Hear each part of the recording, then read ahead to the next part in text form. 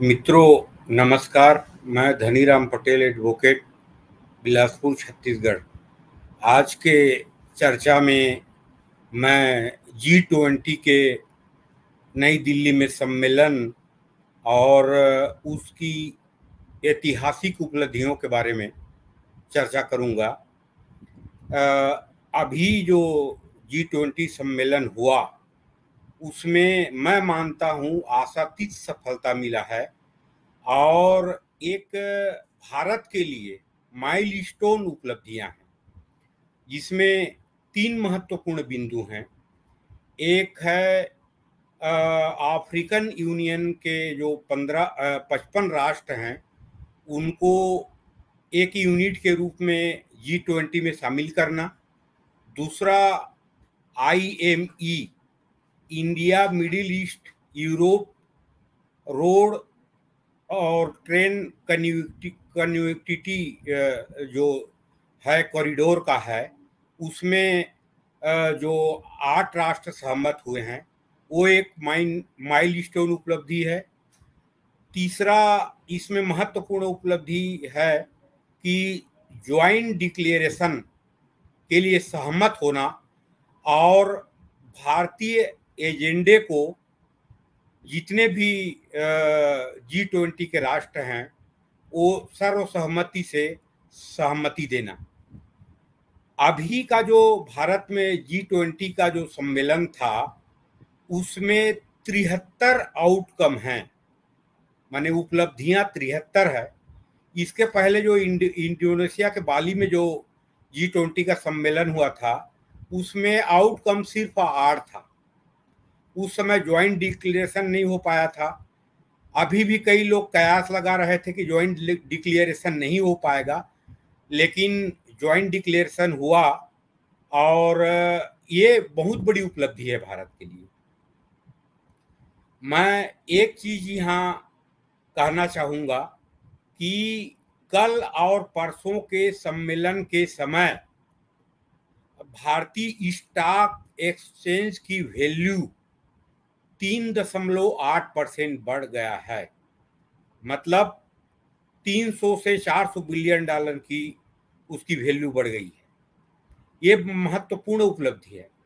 आज की दुनिया की आर्थिक नीति बहुत सेंसिटिव, संवेदनशील होता है और भारत सरकार की, मोदी जी की जो रणनीति थी और जो रणनीति सफल हुई और जो G20 का आयोजन आशा से अधिक सफल रहा, ये भारत के विकास के लिए माइलस्टोन है और इसके परिणाम अगले 5 से 10 साल में दिखेंगे। हालांकि हर चीज़ों की आलोचना होती है, होनी भी चाहिए, लेकिन माइलस्टोन उपलब्धि है। इसमें मैं तीनों बिंदुओं पे, जो 3 माइलस्टोन उपलब्धियां हैं, उनके 3 बिंदुओं पे मैं चर्चा करना चाहूँगा। सबसे पहले अफ्रीकन यूनियन, जिसमें 55 राष्ट्र हैं, जो दुनिया के पॉपुलेशन के 15% है, दुनिया के क्षेत्रफल के 20% है, दुनिया के खनिज संपदा की 30% अफ्रीका में है और वन संसाधन के 25% दुनिया के वन संसाधन अफ्रीका में है। तो आज भारत के प्रयास से जो अफ्रीकन यूनियन को सदस्यता मिली है G20 में, ये भारत के विकास के अपार संभावना की दरवाजा खुला है, जो आपको 5 से 10 साल में देखना पड़ेगा। मैं यहाँ पे तथ्य रखूंगा कि वर्तमान में यूरोपियन यूनियन, जिसमें 55 राष्ट्र हैं, और भारत के बीच कितना व्यापार है। आज की स्थिति में 2022-23 फाइनेंशियल ईयर में 100 अरब डॉलर के लगभग व्यापार है। 100 अरब डॉलर में भारत ने 51 अरब डॉलर, 51 अरब डॉलर एक्सपोर्ट किया है, बाकी इंपोर्ट किया है। यहीं पे मैं कॉम्परेटिव स्थिति बताना चाहूँगा। चाइना और अफ्रीकन यूनियन की। चाइना की और अफ्रीकन यूनियन की पिछले फाइनेंशियल ईयर में व्यापार 282 अरब डॉलर रहा, जिसमें 165 अरब डॉलर का एक्सपोर्ट किया चीन ने अफ्रीकन यूनियन को, और वहां से आयात किया मात्र 117 डॉलर के, 117 अरब डॉलर के। देखिए, हमारा और अफ्रीका का संबंध अंग्रेजों के आने के बाद हो गया था। आज से 200 साल पहले, 150 साल पहले कई भारतीय राज्य के लोग, गुजरात हो, चाहे महाराष्ट्र हो, चाहे पंजाब के हो, वो दक्षिण Africa, Namibia, Tanzania, Kenya, Uganda, Algeria, मिस्र में जाके वहाँ मतलब व्यापार किए या वहाँ के इंफ्रास्ट्रक्चर में कार्य किए, और वहीं बस भी गए बहुत सारे लोग। चीन बहुत बाद में गया वहाँ। चीन अभी वहाँ अफ्रीका में जाना और वहाँ के लोगों को वहाँ काम करने के शुरुआत ये 1990 से हुआ है, और चीन ने व्यापार में इतना ज़्यादा अचीवमेंट, उपलब्धि प्राप्त किया, उसका कारण भी रहा है। अफ्रीका को हमने आर्थिक नजरिए से कभी भी नहीं देखा। कई राष्ट्रों से बाइलेटरल रिलेशन नहीं था, द्विपक्षीय संबंध नहीं था अभी 15 साल पहले तक। अभी अभी कई राष्ट्रों से संबंध स्थापित हुए हैं, दूतावास खोले गए हैं, और आज 10-15 साल पहले हमने अफ्रीका के बारे में चिंतन शुरू किया और व्यापार के संभावनाओं को टटोला, और पिछले 5 साल में हमने इसमें बहुत बड़ी उपलब्धियां हासिल की है। जो अभी 100 बिलियन का ट्रेड है दोनों राष्ट्रों में, वो अभी पिछले 5-7 साल में ही बहुत वृद्धि हुई है। 10 साल पहले भारत और अफ्रीकन यूनियन का ट्रेड मात्र 10 से 15 अरब डॉलर की थी, और अभी ये सब वृद्धि हुई है, ये उपलब्धि हासिल हुई है। यहाँ मित्रों, मैं एक चीज आप लोगों को कहना चाहूंगा। देखिए, आज दुनिया सभ्यता के विकास से ही व्यापार पर आधारित है, तिजारत का महत्व है। और जब हमारे भारत के जो वासुदेव कुटुंबकम की नीति, विश्व कल्याण की नीति, मानव कल्याण की नीति जो रही है, वो तो है ही, लेकिन इसमें जब तक आर्थिक सामर्थ्य नहीं आता है, आर्थिक मजबूती नहीं आती है, तो उसकी स्वीकार्यता नहीं होती है। जैसे आप जानते हैं कि गुट निरपेक्ष आंदोलन में भी भारत नेतृत्व करता था, और उसमें करीब 70-80 राष्ट्र थे, लेकिन भारत की आर्थिक स्थिति मजबूत नहीं थी। तो एक आदर्श, उच्च सिद्धांत, उच्च दर्शन के बदौलत ही दुनिया में आपकी स्वीकृति नहीं होती है, दुनिया अप्रिशिएट नहीं करता है। आज भारत आर्थिक शक्ति है। आज भारत की इकोनॉमी 3.75 मतलब $4.25 ट्रिलियन की इकोनॉमी है, और अगले 3 साल में दुनिया की तीसरी नंबर की इकोनॉमी बनने वाली है, अभी 5वीं है। तो ये जो G20 में शामिल करना और भारत के नीति में अफ्रीका को विशेष महत्व देना, ये हमारे व्यापार के लिए, हमारे रोजगार के लिए अपार संभावनाओं की दरवाजा खुला हुआ है। मित्रों, मैं बताऊं, जो 100 बिलियन डॉलर की ट्रेड है अफ्रीका और भारत के बीच, ये मेरा मानना है कि अगले 5 से 7 साल में 500 बिलियन डॉलर की हो जाएगी। वहाँ भारत उद्योग लगाएगा, वहाँ के इंफ्रास्ट्रक्चर में काम करेगा, वहाँ की आईटी में काम करेगा, तो यहाँ के लोगों को, स्किल्ड लेबर को काम मिलेगा। देखिए, यूरोपियन कंट्रियों में और अमेरिका में, ऑस्ट्रेलिया में उनके पास है, मल्टीनेशनल कंपनियां हैं, पैसा है, लेकिन मसल पावर नहीं है।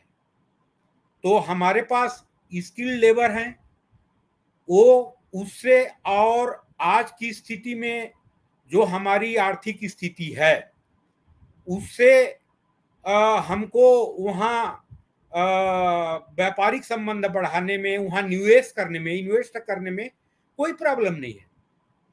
तो पश्चिमी देश भी इन्वेस्ट करेंगे और भारत भी इन्वेस्ट करेंगे, उसमें भारत के सामान्य लेबर और स्किल्ड लेबर सभी को रोजगार मिलेगा। ये अपार संभावना है। इस चीज को आप देखना। आज मैं 10 दिसंबर 2023 को बोल रहा हूं, कोई प्राकृतिक विश्वव्यापी आपदा ना आए तो ये संभव है। जैसे कोरोना काल में जो आई थी, उसमें तो स्थिति दुनिया की परिवर्तन हो जाती है। तो ये एक अपार संभावना की द्वार खुला है। और एक चीज मैं यहाँ और कहना चाहूंगा कि हमारे दर्शन विश्व कल्याण की भावना तो है, दुनिया के लिए है, लेकिन जब तक हम आर्थिक रूप से सक्षम नहीं होंगे तो हमारी सामर्थ्य, हमारी दृष्टिकोण की स्वीकार्यता दुनिया में नहीं मिल पाएगी। जिसका उदाहरण मैंने बताया, गुटनिरपेक्ष आंदोलन में जो विकासशील राष्ट्र थे तो उनका जीडीपी कितना था और उनके कहने का दुनिया में कितना महत्व रहता था। आज G20 के जो सभी दुनिया के विकसित राष्ट्र जिसमें हैं, जिसमें दुनिया की 85% जीडीपी है, उन राष्ट्रों में 75% लोग हैं उन राष्ट्रों में, वहाँ भारत के एजेंडा को स्वीकार करना और सहमति प्रदान करना भारत के लिए बहुत बड़ी उपलब्धि है। तो अफ्रीकन यूनियन को G20 का एक मेंबर के रूप में शामिल करना, ये भारत के भविष्य के लिए, भारत के भविष्य के व्यापार के लिए अपार संभावनाएं हैं। मैं आर्थिक दृष्टिकोण को इसलिए महत्व दे रहा हूं। आप लोग जानते होंगे कि 1000 साल पहले भारत को सोने का चिड़िया कहा जाता था। तो हमारे मानव कल्याण की नीति, विश्व कल्याण की नीति, वासुदेव कुटुंबकम के नीति के ही कारण सोने की चिड़िया नहीं था मित्रों। सोने की चिड़िया इसलिए भी था कि भारत आर्थिक रूप से बहुत विकसित था उस समय, उस जमाने के अनुसार से। आप लोगों ने पढ़ा होगा, देखा होगा कि 16वीं शताब्दी में दुनिया के व्यापार में भारत का हिस्सा 23% था, 23%। वो 18वीं शताब्दी तक लगभग 10% हो गया, फिर अंग्रेजों के समय में 2% हो गया। तो सोने की चिड़िया बना था, उसमें हमारे आर्थिक विकास और आर्थिक संपन्नता भी एक कारण था, जो महत्वपूर्ण कारण था, जो सोने की चिड़िया बोला जाता था। हमारे आदर्श और सिद्धांत तो थे। तो आर्थिक और व्यापारिक ये संभावना, और इसको नजरअंदाज नहीं किया जा सकता। आज ये तिजारत और व्यापार की दुनिया है, हमेशा रहा है। इसको हम आदर्श के नाते स्वीकार न करें, तिजारत और व्यापार की दुनिया हमेशा रही है। आर्थिक संपन्नता ही महत्वपूर्ण भूमिका निभाया है, पूर्ण भूमिका नहीं निभाया लेकिन महत्वपूर्ण भूमिका निभाया है। तो इसलिए मैं इसको एक महत्वपूर्ण माइलस्टोन अचीवमेंट मानता हूं कि भारत के प्रयास से, नरेंद्र मोदी जी के प्रयास से अफ्रीकन यूनियन को G20 का एक मेंबर बनाया। दूसरा महत्वपूर्ण उपलब्धि है, ये जो IME corridor scheme, India middle east Europe corridor, जिसमें रोड भी बनेंगे, रेलवे भी बनेंगे, शिपिंग भी होगी, जो बॉम्बे से लेके फ्रांस और फ्रांस से लेके फिर अमेरिका तक उसमें बढ़ाया जाएगा, जिसमें 7 राष्ट्र हैं: भारत, संयुक्त अरब अमीरात, सऊदी अरेबिया, और वहां से फिर यूरोप के इटली, फ्रांस, अमेरिका, जर्मनी, और एक यूनिट के रूप में यूरोपियन यूनियन। 8 राष्ट्र, 7 राष्ट्र और एक यूरोपियन यूनियन जो राष्ट्रों का संघ है।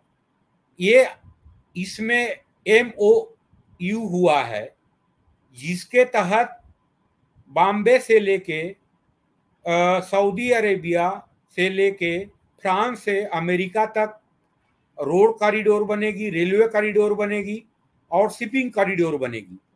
ये मित्रों इतना बड़ा स्कीम है जो चाइना के बेल्ट एंड रोड इनिशिएटिव था उसको काउंटर करेगा, और भारत इसमें आशातीत माने संभावना है इसमें, और भारत को महत्वपूर्ण उपलब्धि हासिल हुई है। और अमेरिका ने, व्हाइट हाउस ने कल प्रेस रिलीज में कहा है कि इस योजना को अगले 60 दिन में मूर्त रूप देना शुरू कर देंगे।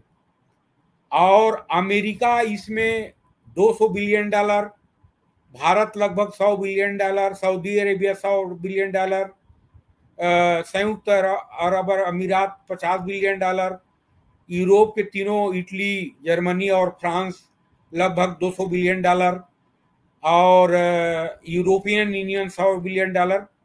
ऐसे लगभग ये पहले तो $500 बिलियन की, फिर 1 ट्रिलियन डॉलर की योजना बनेगी अंत में। ये अगले 5 से 10-15 साल में ये कंप्लीट होगी। इसमें भी भारत में रोजगार सृजित होने की अपार संभावना है, क्योंकि जितने इन्वेस्टर हैं और जितने इसके सदस्य हैं इस कॉरिडोर के, IME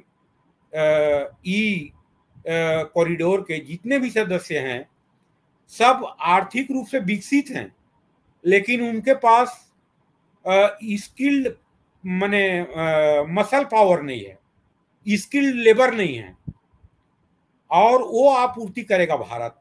भारत भी इन्वेस्ट कर रहा है, भारत के भी माने पार्टनरशिप सभीयों से कम नहीं है, अधिक है, लेकिन उसके साथ साथ जो इसके माने स्किल्ड लेबर की जो आपूर्ति करने की बात है वो भारत से ही होगा, क्योंकि वो विकसित राष्ट्र हैं, उनके पास मेन पावर है नहीं।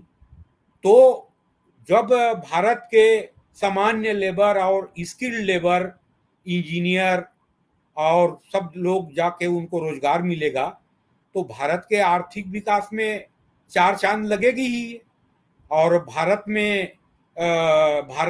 में रोजगार सृजित होगी, बेरोजगारी कम होगी। ये दूसरा नंबर की एक माइलस्टोन अचीवमेंट है भारत सरकार की। तीसरा नंबर जो ज्वाइंट डिक्लेरेशन है, संयुक्त घोषणा पत्र में सहमति है, जो पिछले 3 सम्मेलनों में G20 के ज्वाइंट डिक्लेरेशन हो नहीं पाया था, चाहे बाली हो चाहे इसके पहले भी हुआ था उसमें ज्वाइंट डिक्लेरेशन में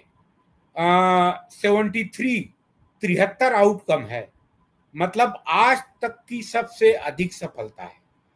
भारत के जो एजेंडा था और है उसको पूर्ण रूप से स्वीकार कर लिया है। इस बात को दुनिया के मीडिया ने, चाहे न्यूयॉर्क टाइम्स हो, चाहे हिंदुस्तान टाइम्स हो, चाहे लंदन टाइम्स हो, वॉल स्ट्रीट जर्नल हो, सभी ने माना है। तो ये जो उपलब्धि है कि ज्वाइंट डिक्लेरेशन का, ये भी महत्वपूर्ण उपलब्धि है आज जो हुआ है। और सबसे बड़ी उपलब्धि मैं मानता हूं कि मोदी जी ने आर्थिक विकास के मंच को G20 मुख्यतः आर्थिक विकास के मंच था, उसको विश्व कल्याण और मानव कल्याण के मंच में बदल दिया। उसमें भारतीय जो वासुदेव कुटुंबकम की नीति है उसको समाहित कर दिया है और दुनिया ने सर्वसम्मति से स्वीकार किया है। ये भारत के लिए बहुत बड़ी उपलब्धि है। तो ये जो G20 का सम्मेलन, भारत ने जितना उम्मीद किया था प्रधानमंत्री मोदी जी के नेतृत्व में, उम्मीद से, आकलन से अधिक सफलता मिली है। और मैंने अभी बताया कि स्टॉक मार्केट का वैल्यू पिछले 2 दिन में 8 और 9 तारीख में 3.8% बढ़ जाना। आज दुनिया में स्टॉक मार्केट, चाहे वो अमेरिका के हो, जर्मनी के हो, जापान के हो, सब डाउन हो रहे हैं, सब गिरावट आ रहा है दुनिया में। और भारत की स्टॉक मार्केट बूम कर रहा है, उछल रहा है, बढ़ रहा है। तो इससे सिद्ध हो जाता है कि दुनिया आंशिक रूप से आर्थिक मंदी में भी आ जाएगी तो भारत संभाल लेगा। और भारत के जो विकास दर अभी जो 7.8% है उसमें कोई कमी नहीं आएगी। और अगले 3 से 4 साल में भारत तीसरा नंबर के विश्व के बड़ी आर्थिक शक्ति तो बनेगी ही बनेगी।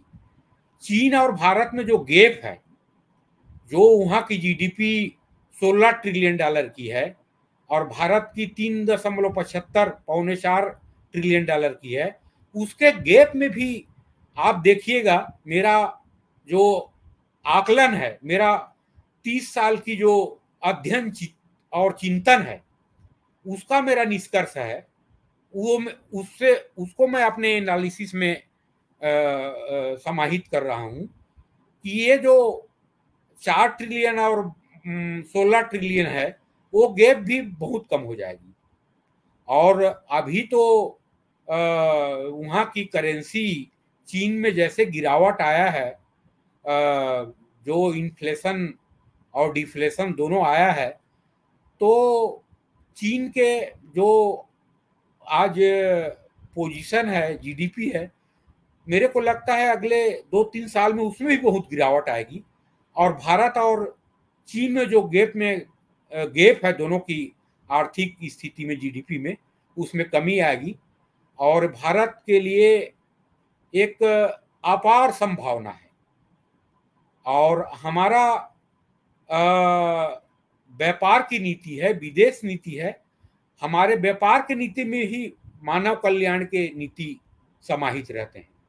हमारे विदेश नीति में, हमारे अंतर्राष्ट्रीय व्यापार की नीति में मानव कल्याण के साथ साथ आर्थिक कल्याण और अपने आर्थिक उद्देश्य भी रहते हैं, तीनों चीज रहते हैं। चीन का जो आर्थिक नीति है उसमें मानव कल्याण और विश्व कल्याण की भावना नहीं है। उसका दुनिया को डेट ट्रैप में फंसाना, ऋण जाल में फंसाना और अपने आप को दुनिया के महाशक्ति बनाना और दुनिया को आर्थिक रूप से गुलाम बनाना एक एजेंडा है, जिसको अभी कोरोना काल में और उसके बाद दुनिया ने समझ लिया है। आज दुनिया में जो भारत की नीति की स्वीकार्यता बढ़ा है और भारत को सप्लाई चेन का सेंटर बनाने के लिए दुनिया उत्साहित है, उसमें महत्वपूर्ण कारण हमारे अंतर्राष्ट्रीय विदेश नीति और हमारे मानव कल्याण की वासुदेव कुटुंबकम की नीति और वर्तमान नेतृत्व की क्षमता, उसके अनुसंधानपरक विकास की नीति, इसका भी महत्वपूर्ण योगदान है। तो मित्रों, मैं आज परिचर्चा में जो G20 सम्मेलन की भारत की जो ऐतिहासिक और आशातीत उपलब्धियां हैं, इसको आपके समक्ष तथ्यों और अपने विश्लेषण के साथ चर्चा करूं, इसीलिए आया था। और अंत में मैं आपसे निवेदन करूंगा कि कृपया मेरे को समर्थन देने के लिए मेरे चैनल को लाइक करें, सब्सक्राइब करें। और अंत में मित्रों, आपने मेरे आज के एनालिसिस को सुना, उसके लिए धन्यवाद। जय हिंद, जय भारत। मित्रों नमस्कार।